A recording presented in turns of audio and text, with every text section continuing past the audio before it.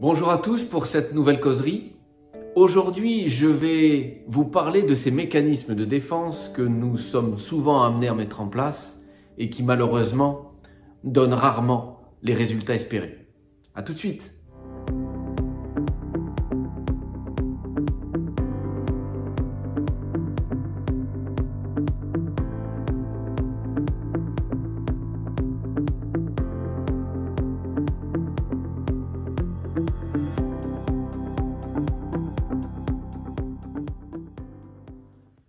Parce que nous ne sommes pas des Robinson sur une île, nous avons besoin des autres. Nous avons besoin de leur amour et de leur reconnaissance. Et lorsque ces besoins manquent, nous pouvons nous sentir en danger, menacés par un sentiment d'abandon, de rejet, d'exclusion. Et nous pouvons alors déclencher des mécaniques de survie, des mécanismes de défense. Et nous ne faisons alors pas mieux que le monde animal. Nous pouvons soit capituler ou bien se soumettre. Nous pouvons fuir ou éviter. Et enfin, troisième stratégie, nous pouvons surcompenser ou combattre.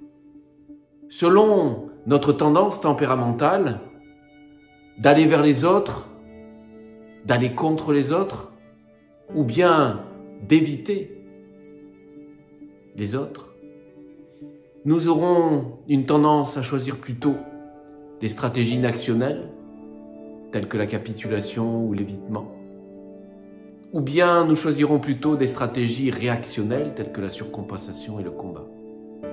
Dit autrement, je dirais que pour certains, il s'agit de se loger dans un trou de souris, pour d'autres, de prendre leurs jambes à leur cou, ou pour d'autres encore, de partir au front.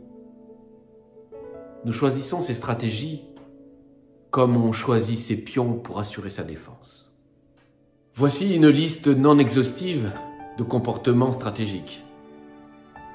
Imposer, menacer, faire la leçon, dramatiser, être négatif, répondre pour l'autre, infantiliser, bouder, mentir, et je pourrais en citer encore tant d'autres. Pratiquer tant dans la sphère privée que dans la sphère professionnelle. Malheureusement, ces stratégies ne sont que des tentatives de solutions qui ne solutionnent rien du tout. Les Grecs d'ailleurs le savaient bien, puisqu'ils appelaient ça pharmakon, qui signifie à la fois remède et poison. Ces stratégies nous paraissent des remèdes à court terme, mais ne sont que des poisons à long terme, puisqu'elles résolvent rarement la problématique. Paul Vatalavich disait au sujet des stratégies qu'en faisant plus de la même chose, on s'étonne que loin de parvenir au résultat, la solution aggrave le problème. Oui, parfaitement. Une stratégie nous fait croire OK, alors qu'elle nous met KO.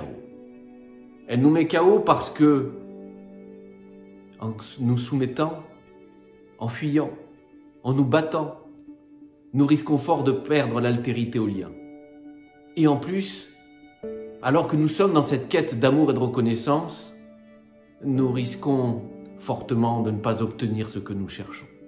Alors, serait-il possible de remplacer l'inaction et la réaction par de l'action? L'action commence par le langage, par les mots, par une transparence entre ce que je vis à l'intérieur et ce que je dis à l'extérieur.